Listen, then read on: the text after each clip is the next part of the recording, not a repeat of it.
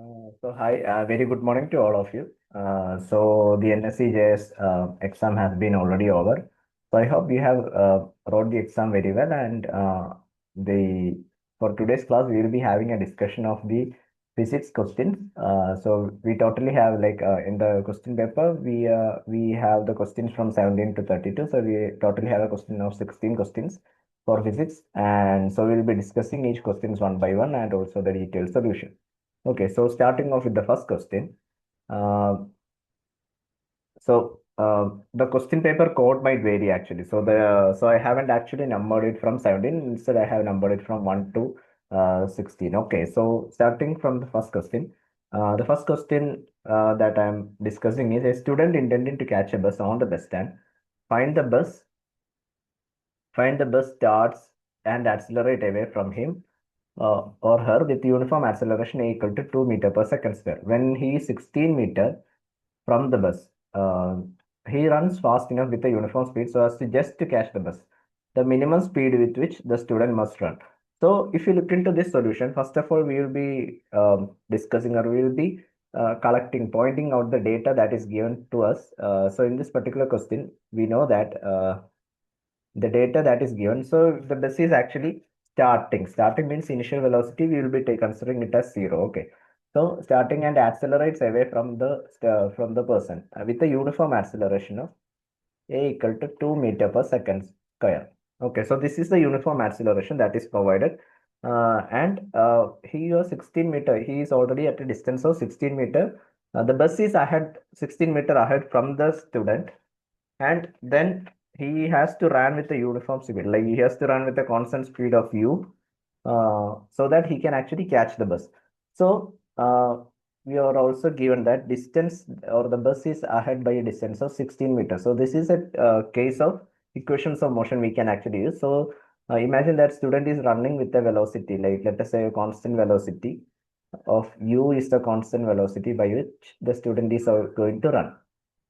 Okay, so like the position of the bus, let us say it is denoted by x. Okay, the position of the bus after a time t will be equal to s equal to ut plus half a t square, where we know that initial velocity of the student is zero. So let us say that like let it be xb, position of the bus after a time t will be equal to half a t square. So here acceleration is given as 2, so that will be become half 2 into t square. So the position of the bus after a time t with related to time is t square. So this is our equation, and the position of the student after time t. So if he is actually moving with the velocity, uniform velocity, we are talking about uniform velocity. So if the student is moving with a uniform velocity u for a time t, then the position of the student xs will be, let us denote it by xs, will be equal to u into t, because we know that velocity is distance or position with respect to time. So from this, we know that it is u into t, and the student is, he runs too fast with the uniform speed, so he is not accelerating. There is no acceleration component. Okay, so the student can catch the bus when this position. Actually, we will be equating these two equations, but there is a catch because the bus is 16 meter ahead of him, which means that the student will be able to catch the bus when his position ut will be equal to the position of the bus plus 16. Okay, so this is the equation that we have to solve. So I'm naming it as 1. So what you are getting, so as we said, the student will be able to catch the bus when the position of the student ut will be equal to the position of the bus, and the position of the bus is actually 16 meter out, so we have to add 16 meters. So you are actually getting a quadratic equation, which is t square plus 16, t square plus 16 minus ut equal to 0. So you're actually getting a quadratic equation, and you have to calculate the values of this quadratic equation. For that, we should be considering only real roots. Okay, so for real roots, we know the condition for real roots. The discriminant should be equal to 0. Discriminant root of b square minus 4ac should be equal to 0. Discriminant should be equal to 0. So the discriminant here, while on solving the discriminant, you are going to get it as u square minus 64, 4 into 8c. Okay, because c is 16, 4 times 16, 64. This should be equal to 0. So what is u square? We are actually looking into the real root. So the minimum value of speed u must be equal to root of 64 which is equal to 8 meters per second. So this is the answer. Like the answer is C, which is 8 meter per second. So C will be the right answer. Okay, so that is the minimum speed by which the student has to run. Okay, so now moving on to the next question. A block of mass 2 kg is suspended from the ceiling by a massless string. The string is taut, bearing a definite tension when the block is stationary. Suddenly, the string breaks and the block starts falling freely. The difference in the tension in string just before and after it break is okay. So here we are actually considering. We should be considering the forces that is acting on the string. So we have the data that is given is we have the mass which is m is 2 kilogram. 2 kilogram is suspended in the string. So before breaking, like the string is taut means string is actually fixed and it hasn't break. So before breaking, the block remains stationary. So the tension, like when the it is like this. Okay, so before breaking the string, there will be a weight acting which is vertically downwards, which is mg.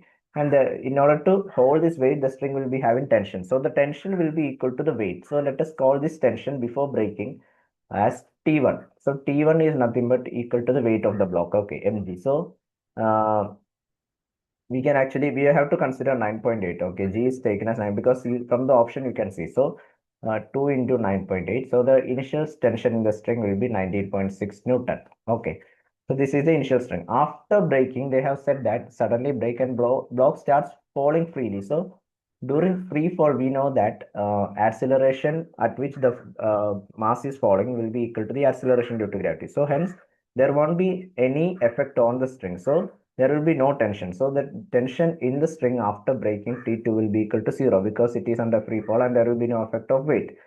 So the difference in tension will be equal to just before and after it breaks will be T1 minus T2, which is going to be 19.6 minus 0, which is 19.6 Newton. So the answer for the question is option B, 19.6 Newton. Okay. So this is actually a very simple question. It's basically how you determine the value of forces and how you determine the free body diagram and then represent the question. Okay, so now moving on to the next question. This is a theoretical, like this is a question that we can actually analyze theoretically. So having been paddled continuously on a horizontal road, the speed of a bicycle is increasing. The force of friction exerted by the ground on the wheel is, see, bicycle is accelerating. So speed of the bicycle, like there is a bicycle. So let us say there is like bicycle. Excuse my drawing. Okay, so there is a bicycle which is moving on a horizontal road. The speed is increasing means the bicycle is actually accelerating. Okay, so when is a body accelerating? If the body is accelerating, it means that we know that Newton's law of motion or in force, we have studied about force, right? So whenever we apply a force onto an object, there will be an acceleration happening to the body, right? So the speed is going to change. That is one effect by which force can create. So net force is actually acting forward. So that is why the body is accelerating in the forward direction. So ground friction on the wheel provides the driving force. Okay, so here the force of friction exerted by the ground on the wheel is what we are, the direction is what we have to find. Okay, so in the rear wheel, we know that in a bicycle, the rear wheel, the backside wheel is the wheel which is the driving wheel. Like, because that is where the chain is being connected. Okay, so friction in the rear wheel, the friction is acting forward, which actually provides the external push so that it is actually moving forward with the acceleration. And on the front wheel, uh, the friction acts backward. Okay, because it is not the driving wheel. Front wheel is actually, uh, it's free to rotate kind of thing. So the friction is acting in the backward direction. Okay, so uh, so in order to move forward with the acceleration, in the back wheel, the friction has to provide the forward force, and in the front wheel, the friction will be acting in the opposite direction or in the backward direction. Okay. So if the net effect, if you calculate the net effect of friction on both the wheels, and if the forward force is more, it will be accelerating. Okay. So the correct option will be in the backward direction on the front wheel and in the forward direction on the rear wheel. So option D will be the correct answer for this particular question. Okay.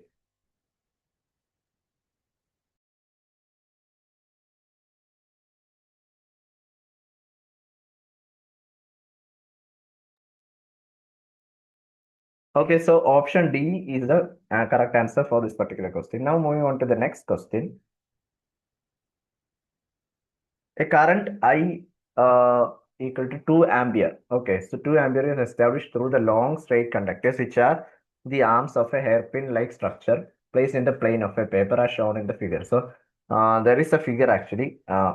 So the figure kind of approximately looks like this. Like I'll just showcase a figure.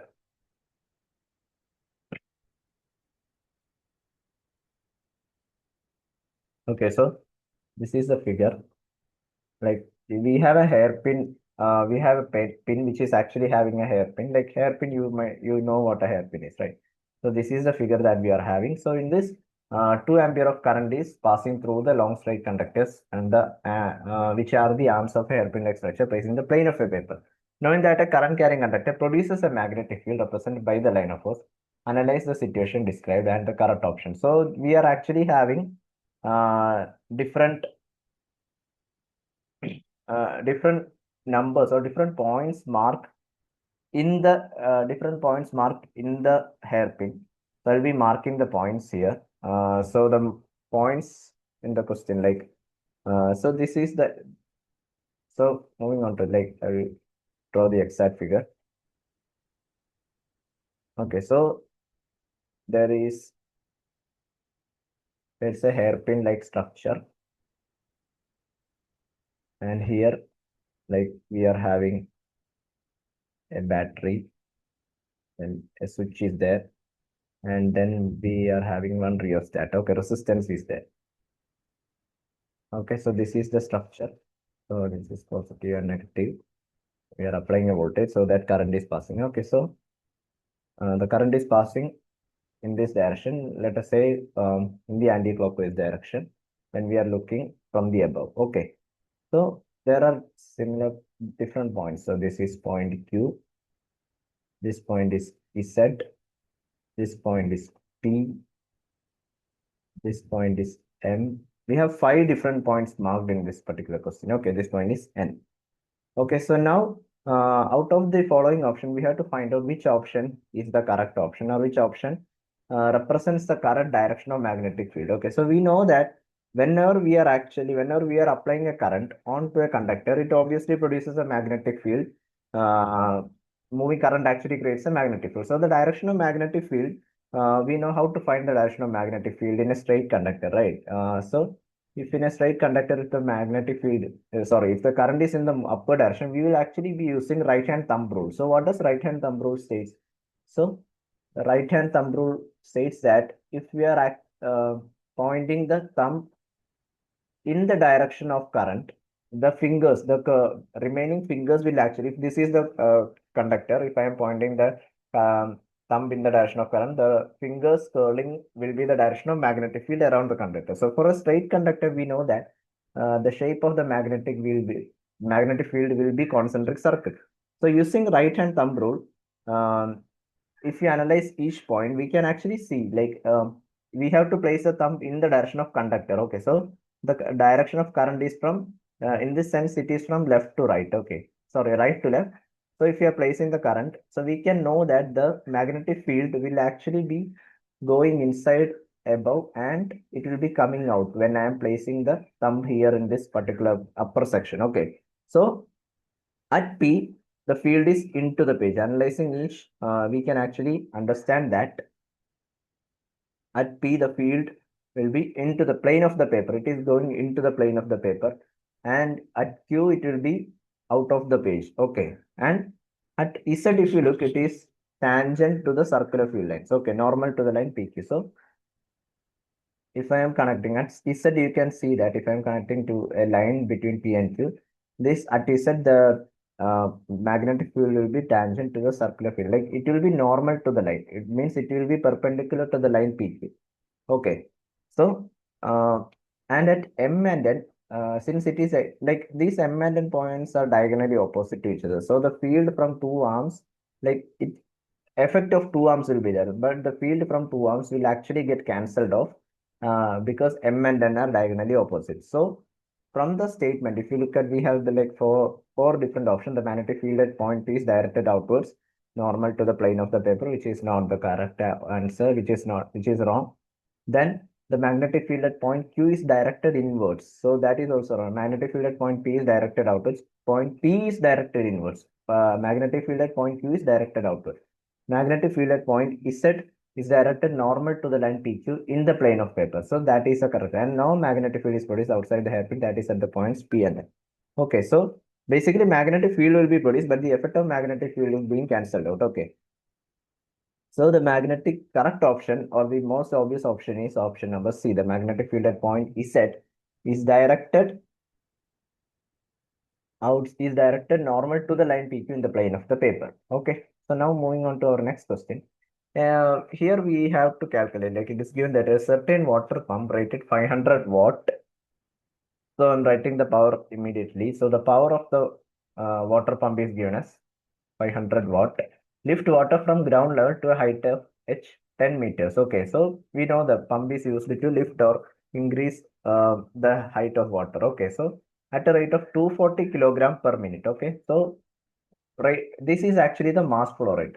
Mass flow rate is given as mass flow rate means how many amount of mass is flowing in 1 second. Okay, but here it is given as 240 kilogram mass in 1 minute. Okay, per minute. So we have to convert it into seconds. So we have to find out how many kilogram of mass is flowing in 1 second, which is a mass flow rate. So divided by 60, we are going to get it as 4 kilogram per second. Okay, like 240 by 60 is what we do to, because 1 minute equal to 60 seconds. Okay, right. So we are getting 4. So 4 kilogram per second is a mass flow rate denoted by m dot. Okay. So now, ignoring the kinetic energy gained by the water, the efficiency of the water pump. Okay. So how do we calculate efficiency? Efficiency of any machine or efficiency of anything is nothing but it is the output power obtained by input work or input power. Okay. So it is basically output by input. That is the very basic definition of efficiency. Okay. So efficiency here if we calculate efficiency equal to, it is given by output power, P output by P input. So P input is nothing but the power of the pump, okay, which is actually given as 500. So we have to calculate the output power. So if you calculate the output power for a pump, if it is lifting water to a height h and let the density of water be rho. Okay. So the power here actually the amount of water, okay, the water is actually being lifted to a height, which means we are actually the potential energy of the water is being risen, and the potential energy per unit time will be like we know that what is power? Power is nothing but work done per time, or rate of change of work is power. So here the potential energy of the water is being raised. So that is the work. So in order to raise this water to that potential energy, that is the work done by the pump, or that is the energy that is done by the pump, and we know that energy or work per time will give us power. So the power output power is nothing but mgh, where it is not mgh actually, it is m dot dh, because m dot is mass flow rate, because it is the amount of mass flowing in 1 second with respect to time. Okay, so that will be equal to 4 into 9.8 into h will be equal to a height of 10 meters, right? So you are getting it as 392 watt. Now we know that efficiency is nothing but output power 392 watt by input power, which is 500, which is the input power of the motor. So on solving this, you are going to get it as 0.78784, which is 78.4% in terms of percentage. 78.4% is the answer. So answer will be option B. Okay, so now moving on to our next question. An electric kettle consists of two filaments, F1 and F2. Okay, of different resistors R1 and R2 connected in parallel with separate switches with a certain fixed amount of water in the kettle pot to prepare the tea. When only F1 is switched on, it takes 4 minutes to boil the water. When F1 and F2 are switched on simultaneously, it takes 3 minutes to boil the same amount of water. The time taken to boil the same amount of water, only F2 is switched on. So here it is actually, like we know that like F1 and F2 are filaments of different resistances R1 and R2. They are connected in parallel with separate switches. Okay, so if you want to boil the certain amount of water, we have to apply heat, which is provided by the resistance of the filaments. Okay, so obviously we know that when F1 is switched on, it only one filament is switched on, it takes 4 minutes, because only that much amount of heat will be given to the this thing, given to the boiling water, okay, or given to the water. And when both are switched on, the time taken is actually reduced to boil the water because more amount of heat will be generated. We know that H equal to I square RT. So according to resistance, it will actually increase. So what is the time so that it will take the what is the time taken to boil the same amount of water when only F2 is switched on? Okay, so we know that when only F1 is switched on, it takes 4 minute time. Okay, and when F1 plus F2 is switched on, it took a time of 3 minutes. Okay, so we know that power. What is power? So power is nothing but if Q is the amount of heat is a form of energy. It is Q by T is power. Okay, right. So what is the power in the first case when only Q is the amount of heat actually transferred. So let us imagine that first case power is P1 and only one filament is switched on. So that is will be equal to Q by 4. So here the amount of heat will be the same because like it is the same amount of water. So we have to actually have the same amount of heat energy to boil. Okay, so Q by 4. And in the second case, we know that for F2, imagine that the power generated when only F2 is turned on is P2. So from the second case, we know that P1 plus P2 will be equal to Q by 3. So this is the power. Okay. So from this, we can find out the power required for. So I'm writing it here. So P1 is the amount of power Q by 4 with respect to time, energy by time, 4 minutes. Okay. And P1 plus P2, when both the filaments are switched on, it is the amount of energy Q, which is the same by the time 3 minutes. So from this, what is P2? P2, and we can actually subtract. Okay, subtract Q from 1. So I'm getting P2 as Q by 3 minus Q by 4. So that will be equal to, I'm getting P2 as Q by 12, right? So which means this is the power. P2 is the power which is produced when only F2, filament F2 is turned on. Okay. So here the time T2 will be equal to Q by P2, or what is P2? Q by 12. So Q and Q will get cancelled. This will go to the numerator. So time taken will be equal to 12 minutes. Okay. So this is the amount of time which is needed when only the element F2 is being turned on. So the option will be equal to option D, which is 12 minutes. Okay. Okay, so this is basically the question connecting to the heating effect of electric current. Okay, so now moving on to the next question. We have two filament bulbs, B1, which is of 100 watt and 220 volt, and B2, another bulb, which is of 60 watt. Okay, so this bracket is not there actually. So there is a 100 watt and a 60 watt bulb connected in series with a 440 volt supply. So it is connected in series across a 440 volt power supply or supply voltage as shown. When switched on the bulb, so what happens? So actually there is a figure. So I'll just showcase the figure here. Like it's a simple circuit which is given. So like two bulb is there connected in series to each other, and we have a power source of 440 volt. Okay, and we have a switch. So this is a supply. So this is B1 and this is B2. This is 400 watts. So this is the terms, or this is the quantity given. So we have four different options. Out of this, which are the following option is true? When switched on, like if the key is turned on, since it is a series circuit, we know that the amount of current flowing through the series circuit or flowing through both the bulb will be the same. Okay, so which will fuse or which will not fuse is what we have to find out. Okay, so we know that power P equal to power has many formula connected to voltage and current, and also connected to uh, voltage and resistance as well. Okay, so power P according to voltage and resistance, it is V square by R. Okay, so or power P, we know that it is V into I, or power P equal to I square R, or P equal to V square by R. Okay, so this is the power. Okay, so from this, if I have to calculate the filament resistance R, that will be equal to V square by power, right? So now, if I'm going to calculate the filament resistance of the first bulb R1, that will be equal to how much? That will be equal to the V square by P1. So V square is nothing but the voltage of the bulb. Okay, it is not the supply voltage, so it is 220 volt square by the resistance is the power of the first bulb is 100 watts.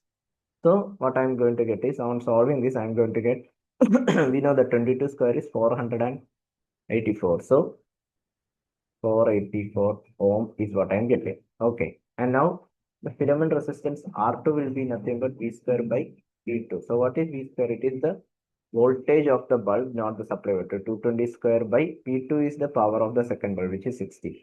So, or solving this, the approximate value will be equal to 806 ohm. Okay. So, since it is in series, what is the total resistance? We know that for total resistance in series is nothing but R1 plus R2. So, the total resistance is 484 plus 806, which is approximately the total resistance RT will be equal to 1290 ohm. Okay. So now I need to calculate how much current will be flowing through the circuit. So what is the current flowing through the circuit? I equal to V by R. So V is the supplied voltage 440 and R is the total resistance. Okay, 1290. So a current of approximately 0.34 ampere is flowing through the circuit. Now I can actually find out the voltage across each bulb. Okay, let us this be V1 and this be V2. So voltage across each bulb will be V1 will be equal to I into R1. So I is 0.34 into R1. Resistance of the first one is 484. That is equal to 165 volt. And what is the voltage across? Voltage across the bulb because of the external current and because of the external voltage supply. Okay, so that will be equal to I into R2. So that is 0.34 into, we know that 806 ohm is the resistance. So that is given as 274 volt, which means that the rating of the bulb, okay, the bulb can actually have a voltage rating. The rating of voltage rating of the bulb is nothing but 220 volt. So, which means that is the maximum amount of voltage that the bulb can actually withstand. So, it is very clear that the bulb B2, the amount of voltage flowing is 274, which is greater than 220, which is greater than its rating. So, bulb B2 is going to be uh, over voltage, or bulb B2 is going to fuse because over voltage is given, whereas bulb B1 is actually having only a voltage of 165 volt, which is less than its rated voltage. So it is under voltage, so it will be safe. It will not blow off. Okay. So from this occasion, so from this we can conclude that B2 is going to be B2 fuses, whereas B1 stays safe. Okay. So B1 will fuse, which is wrong. B1 will not fuse, which is correct. B2 will fuse. So option B is the correct answer. Okay. Now moving on to the next question. So this is a question related to the flotation. Related to flotation. So we know that the volume of water spilled out of a completely filled cubic container of side 4 meter, and the container has been now accelerated horizontally with 1.96 meter per second square. So we know that the side, like we have a cubic container of side, let us say call it as side A of 4 meter, and the okay, let's not call it A because acceleration is also there. We will call it as S. Okay, and the acceleration given is 1.96 meter per second square. Okay, so spilling like what, and so it is basically this thing. So we know that we have a cube of water, completely filled cubic container of side 4 meter, and the container is accelerated horizontally 1.96 meter. What happens? Generally, what happens is water will actually move like this, right? So I'll draw a larger figure. Okay, so here I will draw a larger figure. So we have a container which is in the shape of a cube filled with water. So when it is accelerating in the forward direction, the water is going to move in this direction. Okay, so there will be an angle created tan theta. So tan theta is nothing but from this we know that, let us say this is the acceleration and the weight of the water is g. Okay, so tan theta will be equal to acceleration in the x direction by G. Okay, A by G. Okay, so that is the tilt angle, where theta is known as the tilt angle.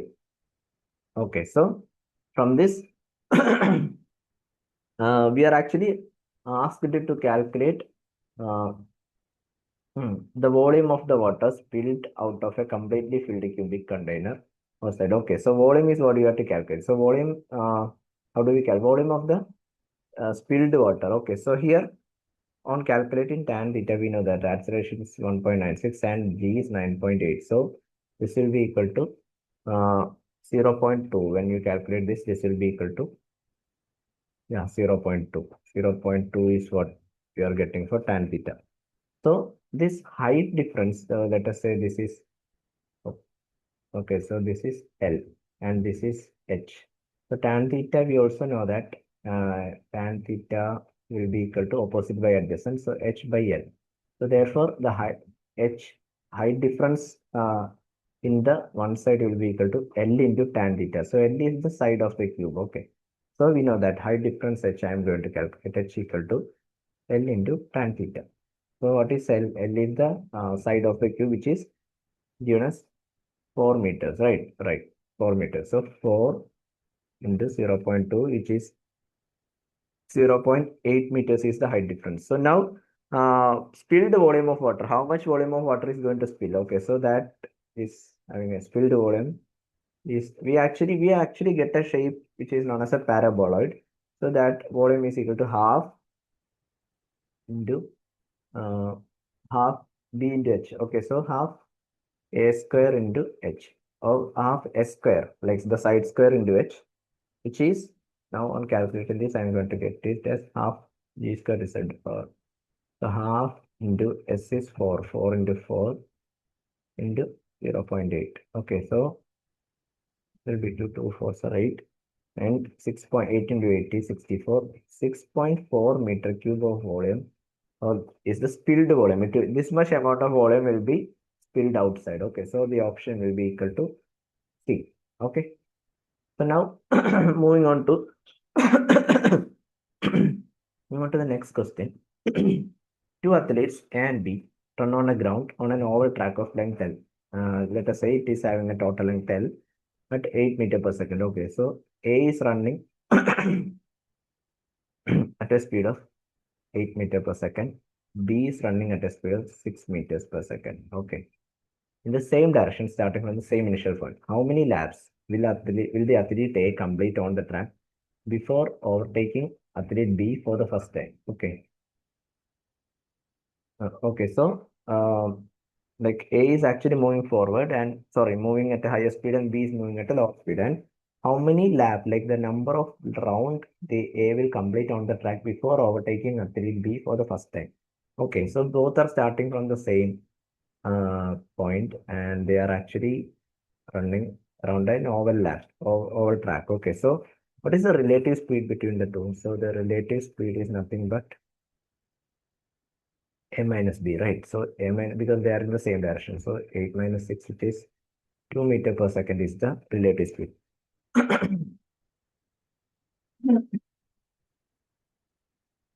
So the time taken. So what is the time to gain one lap distance L? Okay, so that is on the lap distance.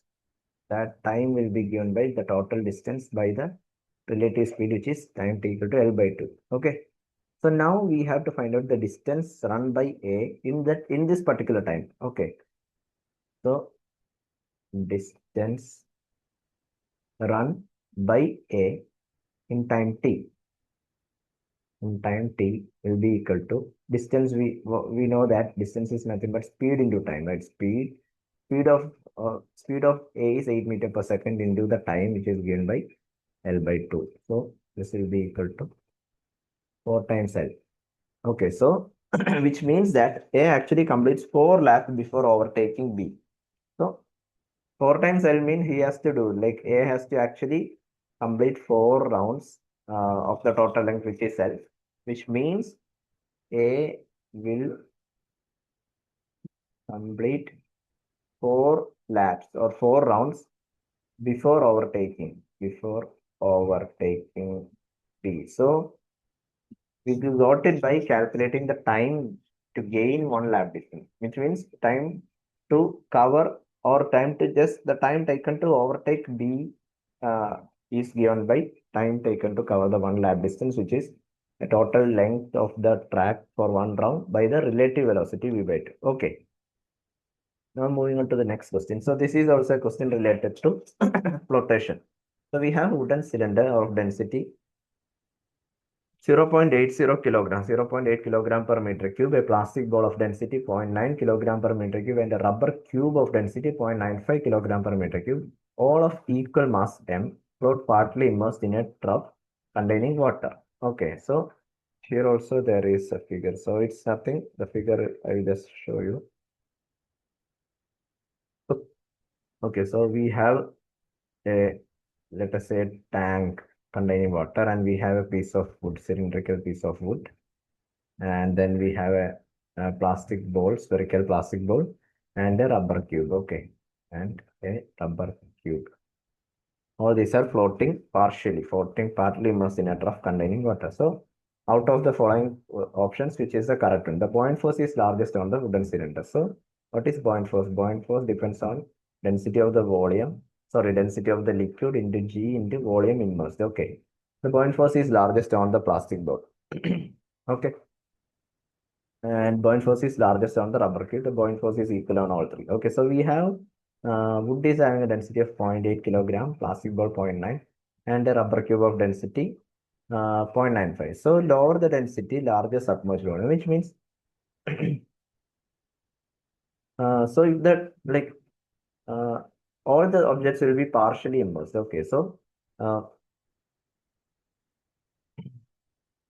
here we have to find out who has the largest submerged volume. Okay, because this out of the buoyant force, the density which buoyant force depends is the density of water. Okay, so and acceleration due to gravity is constant for all three. So we have to determine who has the largest submerged volume or the maximum amount of volume which is submerged. Okay, so the maximum amount of volume which is submerged will be for wood out of all these options. So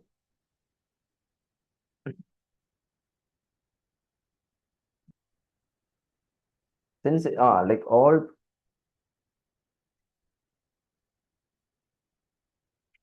hello, yeah. So the largest buoyant force is largest.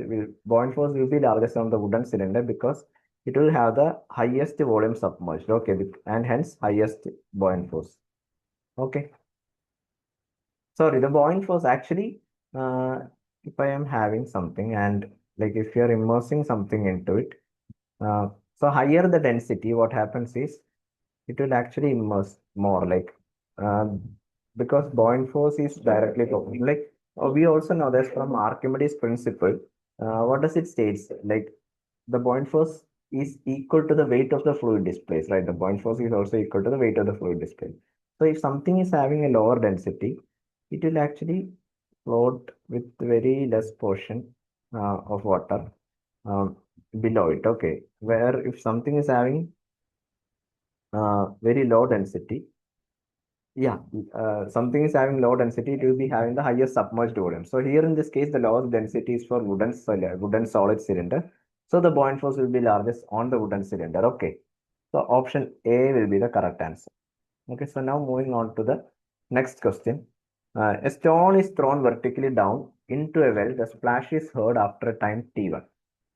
So this is actually a combination of equations of motion and also the sound, chapter sound. Okay. Stone is thrown vertically down into well. So we have like a well of certain height and we are actually throwing the stone vertically downwards. So it's more like a free fall. The stone is thrown vertically up with the same speed from the same point and splash is out heard after a time t2, which means like if I am throwing a stone vertically downward, I can hear the splash of hitting the water at a time t1.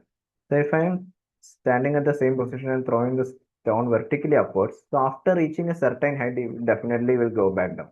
So here the splash is heard after a time t2 because obviously t2 will be greater than t1 because it takes more time, right?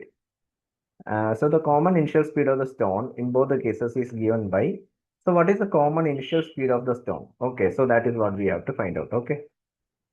The time taken by splash sound to reach the observer. Okay, fine. So how do we calculate this? So we have to calculate the common initial speed by which the stone is being thrown down vertically down, or by which the stone is vertically thrown upwards. Okay. So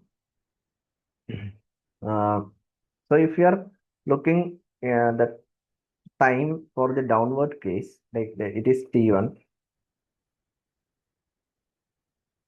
Okay, so we have to calculate. Okay, so here what we have to calculate is we actually have to calculate the difference in splash times. Okay, difference in splash time, if we calculate, we can actually find out from the difference in splash time, we can calculate the amount of velocity with respect to times. Okay, so here the upward time T2, we know that upward time, let us imagine that the time taken for the downward case is T1 and the upward time is T2. Like that is the time at which the splash is heard. Okay.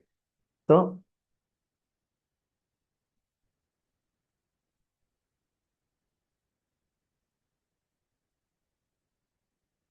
hmm, so if I'm considering the downward time T1, that is actually a combination of the upward time. In the second case, object is being thrown upward initially and then the object is coming down. So the downward time is nothing but the upward time plus this T1, right? Okay, so we can actually calculate in that manner, okay? Because if the initial speed is same, it will be the upward time, like T upward plus the extra time that is taken, okay? So T upward time is if it is moving with the moving with a constant speed. If I'm throwing something with a constant speed U, so the upward time will be given as Tu will be equal to U by G, okay?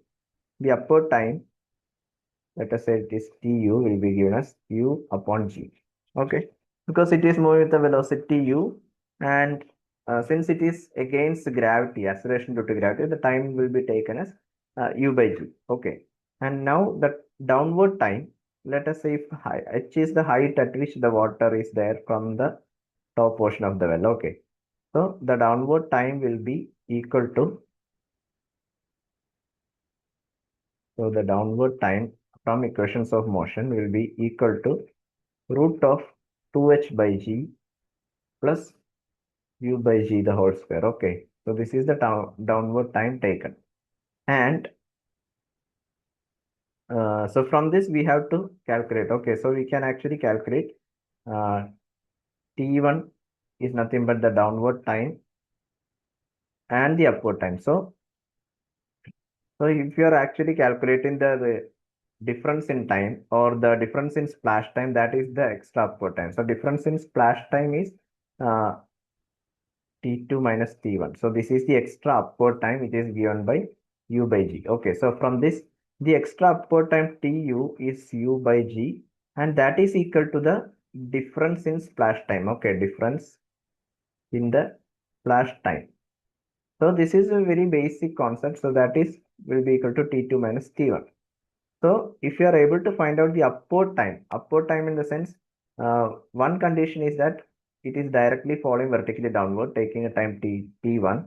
The other condition, it is going upward with the velocity u, and after that it is falling down, and the time taken is t2. So we have to calculate this extra difference in time. So that will be equal to the difference in the splash time, which is t2 minus t1. So the extra difference in time is nothing but if it is projected at a velocity u, and from the equation of motion, like we know that v equal to u plus at, right? So if it is being projected upward with an initial velocity u, the final velocity not reaching the top will be equal to 0. So we know that u equal to at, because since it is from this v will be 0. So u minus u will be equal to minus gt, since it is moving upwards.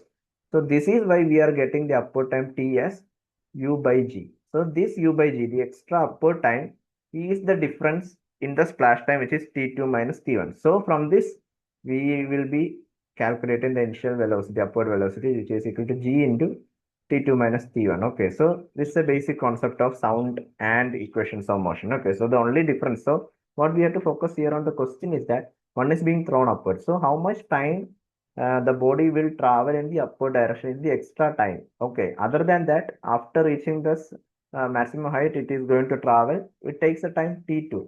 But t2 is nothing but this upward time plus t1. Okay. So this upward time is the difference between the time of splashes, which is t2 minus t1. Okay, so from there you are getting the constant velocity as u equal to g into t2 minus t1. So option A is the correct answer. Okay, so now moving on to our 12th question.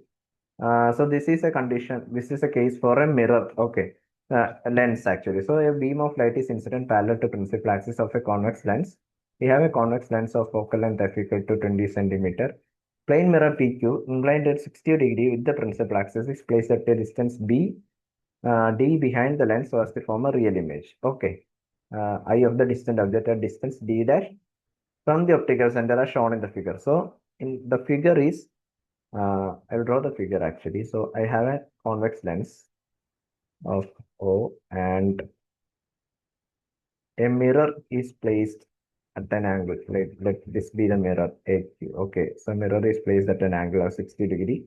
So here beam of light is incident parallel to the principal axis. So that this be the principal axis. So beam of light is coming parallel to the principal axis. So when it is coming parallel to the principal axis, we know that it will be converging at the focus of the convex lens, right? So this is the focus. Okay, this is the F. So which means ongoing the light ray is actually hitting the mirror and the reflected light ray is going to be formed like this, and this is the figure given to you. Okay, and this one also formed here. So you are getting an image here. I is the image. Okay, so uh, if the if the optical center and the pole of the mirror is at a distance d apart, um, placed at a distance d behind the lens so as to form a real image I of the distant object at a distance d dash from the optical center of the lens, the value of d dash. So if this is the image and let us say this distance from the optical center, this much distance is d dash. So what is this distance? What is this distance d dash is what we have been asked. Okay.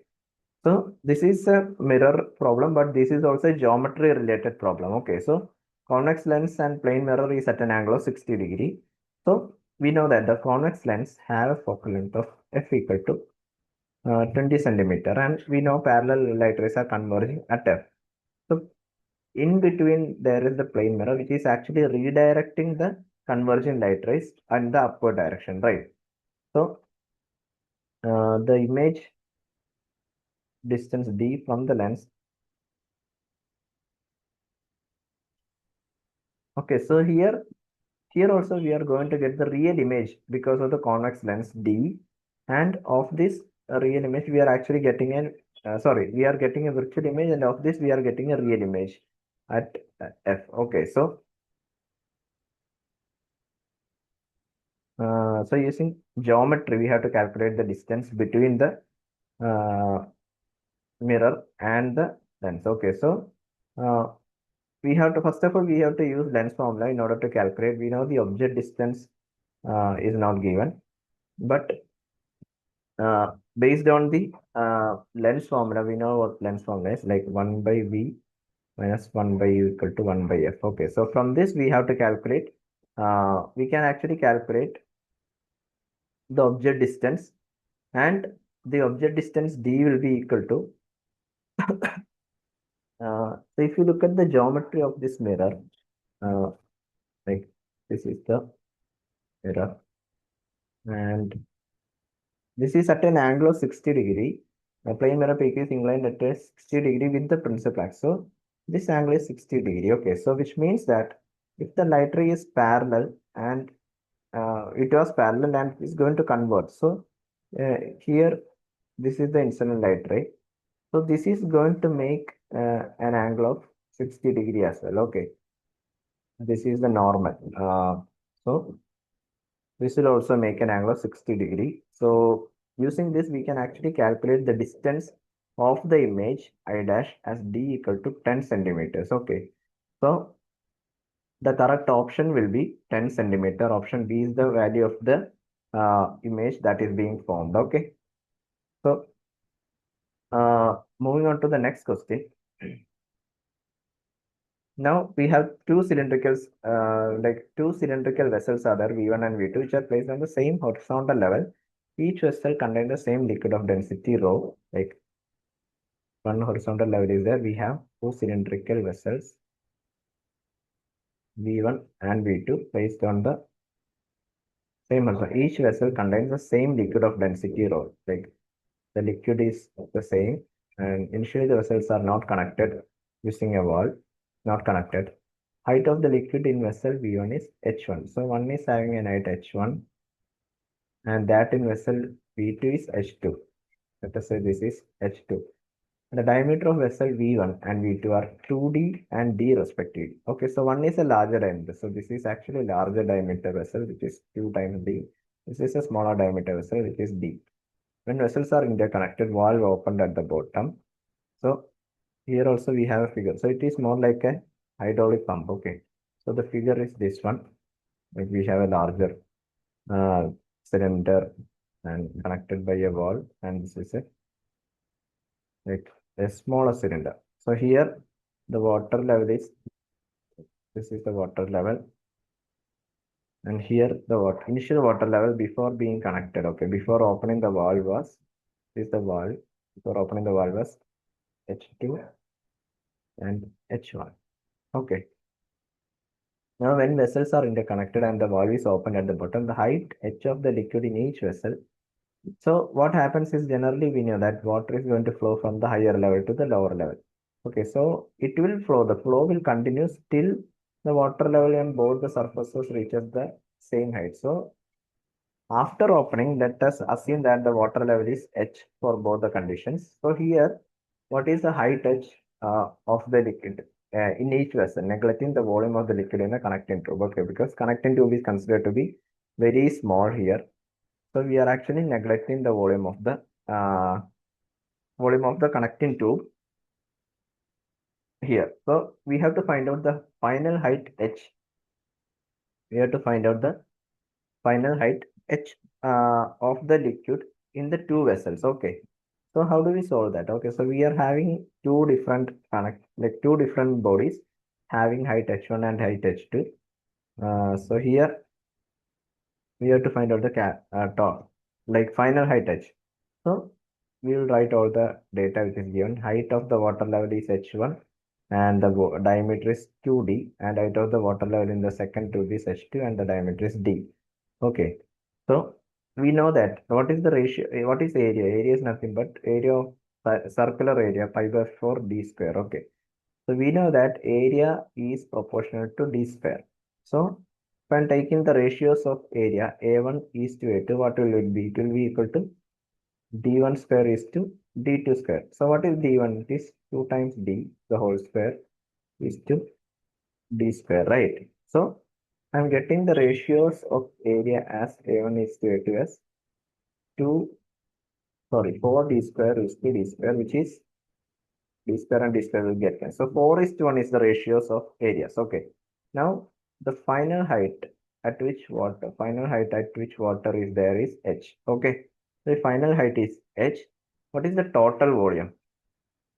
Okay, so the total volume, uh, we know that area, ratios of area, like should be equal. Okay, so total volume remains the same. Like we are not considering, there is no loss of volume, right? Initial volume will be equal to the total volume. So if area is, let us say 4 is to 1, we know volume is nothing but area into height, right? So in this particular case, initial volume was 4h1 plus h2. That should be equal to the final volume. Final volume also, volume remains the same because water is not spilling out. So it will be equal to 4h plus h, because the height of the final condition may the height of the both the containers are actually equal. So if h is the height and if this is having an area of, let us say 4 meters square, this is having an area of 1 meter square. So obviously 4h plus this h will be the total volume. So initially it was having a height of h1 and h2. So we are getting 5h is equal to 4h1 plus h2. Then what is h with respect to h1 and h2? It is nothing but 4h1 plus h2 by 5. So this is the answer. Okay. So how do we reach to this answer is we know that the water is not spilling, and this statement is given. The volume of the liquid in the connecting tube is neglected, which means initial volume will be equal to the final volume. So that is how we actually got this height h, which is 4h1 plus h2 upon 5. So option B will be your correct answer. So now moving on to the next question. There is it is based on collision. Okay, so 80 kilogram man skating with a speed of 10 meter per second on a smooth horizontal surface. So there is a smooth horizontal surface, and mass is there.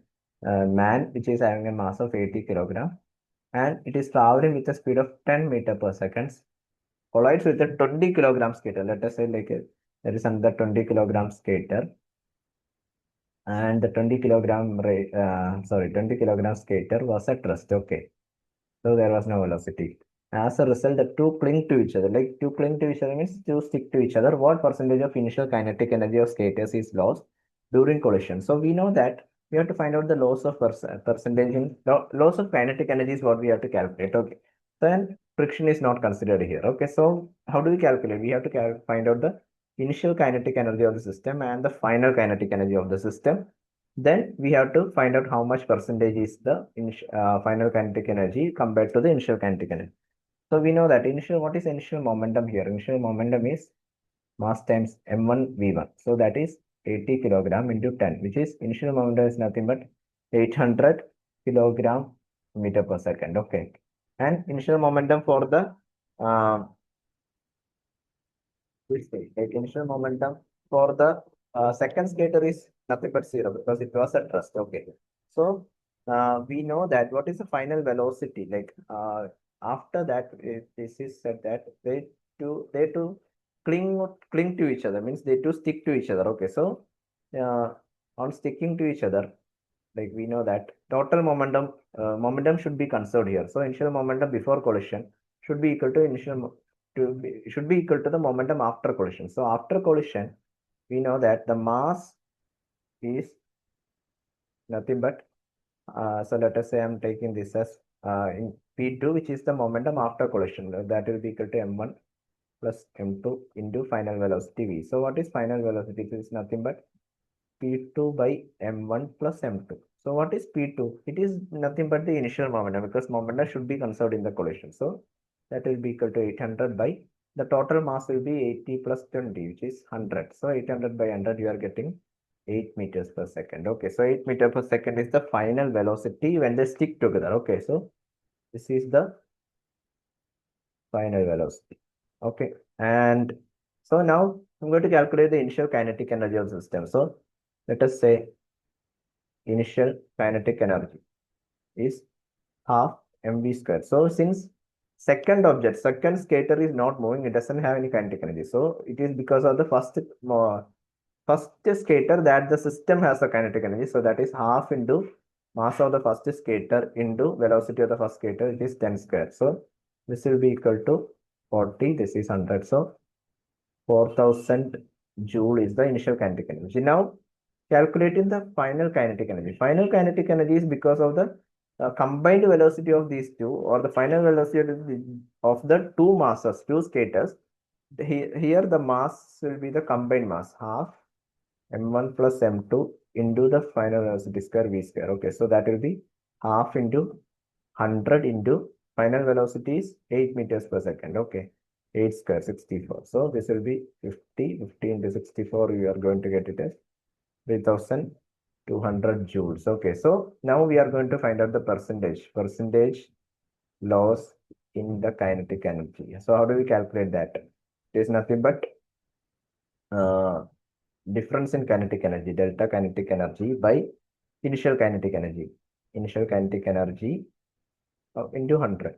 So the difference is 800 joules. 800 joule by 4000 into 100. So you are getting, and here also 1 0 will go. So this is 2. So you are getting as 20%. So 20% reduction is happening in the kinetic energy because of the collision. So your answer will be option C, which is 20%. Okay. So now moving on to our next question. So we have, this is a question of overlapping images for lenses. Okay, so we have two vertical object pins are located on the principal axis of a thin lens at a distance of x1. Like we have two objects at a separate distance at different distances located at 9 centimeter and 18 centimeter from the lens on the two side of the lens. Okay, so image of the lens, image of the two pins found by the lens are at the same position. So images are being overlapped. So what is the focal length and nature of the lens? Okay, so we have to find out the focal length and the uh, nature of the lens, like what kind of lens it is, whether it is a concave or a convex lens. So how do we find out whether it is a concave or convex is by finding out focal length if it is positive and if it is negative. Okay, so we know that the distance, object distance or the pin is at a distance of x1 equal to 9 centimeter and x2 equal to 18 centimeter, right? So uh, according to sign convention, we actually take this is the object distance. So object distance is given by u. So according to sign convention, u1 is -9 and u2 is -18 because object distance is always considered negative. Okay. So now we know that the conjugate distances for the lens in order to satisfy the conditions. So the conjugate distance satisfy the condition u1 into u2 equal to f square. Okay, conjugate distance. If the images are overlapping, the conjugate distances satisfy the condition u1 into u2 equal to f square. So from this, what is f? F is nothing but root of u1 u2. So this is the condition. So we can actually find out the focal length from that. So f is nothing but the root of -9. We only need to take the magnitude 9 into 8. So 9 times 18, which is root of 162. So when you are calculating the root of 162, it is approximately equal to 12.7 centimeter. Or maybe we can say like, just for convenience, we let us take it as 12 centimeter or even 13 centimeter is fine. Okay. So, or like 13 centimeters in nearest approximation. So here we are actually getting a focal length f approximately equal to 13 centimeters. So we have to find out, yeah. So here, if in the option, the nearest option is 12 centimeters. So it's better to take the approximation of as 12 centimeters. So focal length is approximately equal to 12 centimeter. And since the focal length, the sign for the focal length is actually positive, or even if you are using sign here, -9 and -18, you are going to get the focal length as positive. So since distances are real and images forms on the opposite side, so the object distances are real, okay, and image is actually formed on the opposite side of the lens, which means you are actually getting a convex lens. So for a convex lens, because uh, for a convex lens, the if object is here, the image is being formed on this side. Okay, so this is a convex lens. So this from this we can understand that this lens is a convex lens of focal length 12 centimeters. Okay, so this is the condition. So what will be the correct option? So this will be 12 centimeter and the lens will be convex in nature. So that is the case. Okay, so now moving on to the last question. So we have, this is relative motion and relative velocity. Okay, question related to that. So a steamboat goes across a lake up to a distance of 1,200 meters and comes back. There is a uniform wind blowing with a velocity v. There will be a space here. Okay, so as to help the onward journey and to impede the journey back. So the wind actually helps when it is moving forward, and wind actually impedes, means wind actually resists the journey of the boat while coming back. If the uniform speed of the launch of the boat is 5 meters per second, uh, and the total time taken by the boat in going and coming back is 500 seconds, velocity of the wind blown. So this is a classical case of relative velocity problems. Okay, so here what are the data given? So we have a boat. Okay, so let boat speed, like in the still water. So uniform speed of launch means this is the speed of water, sorry, speed of the boat in still water. Okay, in still water, that equal to 5 meter per second. Okay, so still water speed, let us say that is equal to 5 meter per second. So speed of boat in the sense is 5 meters per second. Okay. On so when the boat is going downstream, and let us take the wind speed. Okay, speed of the wind as let us consider. We have to calculate speed of wind. So let us take speed of wind as v here. So on going downstream means sorry, on going downstream means the wind is actually helping it. Okay, so this is downstream. So on going downstream, the velocity v1, like the velocity is because of the speed of the boat or velocity of boat plus the velocity of wind. Coming back, the wind is actually against the motion. So wind is impeding it means if the speed at which the boat is coming back is v2, then we know that it is impeding the motion, which is 5 minus v. Okay, so on going downstream, it is v1, it is 5 plus v, and on going upstream, if I'm taking the velocity, relative velocity as v2, that is equal to 5 minus v. Okay. So now the total distance, like it is going up and down 1200 meters. So the total distance will be 2400 meter. Okay. So total distance is up and down, total distance is 2400 meters. And the total time up and down total time is given. Okay, that is why we took the total distance 2400. So that is 500 seconds. So 500 seconds is the total time. So we know that like if T1 is the time taken for the upstream and T2 is for the downstream. So T1 plus T2 will give the total time T, right? So what is T1?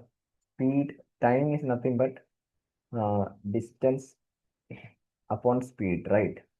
So here on substituting this, we are going to get as one way distance is 1200 and one way speed is 5 plus v plus downstream distance is also 1200 and 5 minus v. That is equal to total time 500 seconds. So we have to solve this equation in order to find the v. So we will be actually getting a quadratic equation. So here I am taking how do you solve, like we can actually take the LCM and yeah.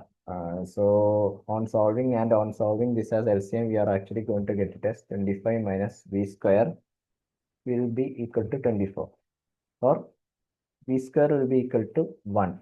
So what is v? V will be equal to 1 meter per second. Okay, so on solving this equation, equation number 3, let us say I'm taking this as equation number 1. Okay, so on solving this, we are actually going to find out the value for v. So this is the solution. On solving this, we will be getting, like on taking LCM, we will be getting 12,000 by 25 minus v square is equal to 500. So rearranging this, we are actually getting 25 minus v square equal to 24. So v square will be equal to 1 meter per second. Okay. So out of the option, if you look into the option, the option C is the correct answer. So 1 meter per second is the velocity of the wind blown in this particular question. Okay, so this is the discussion. This is the answer and solution for all the questions. So hope you have understood the questions and understood the solutions very well. So see you again. All the best for your future. Thank you.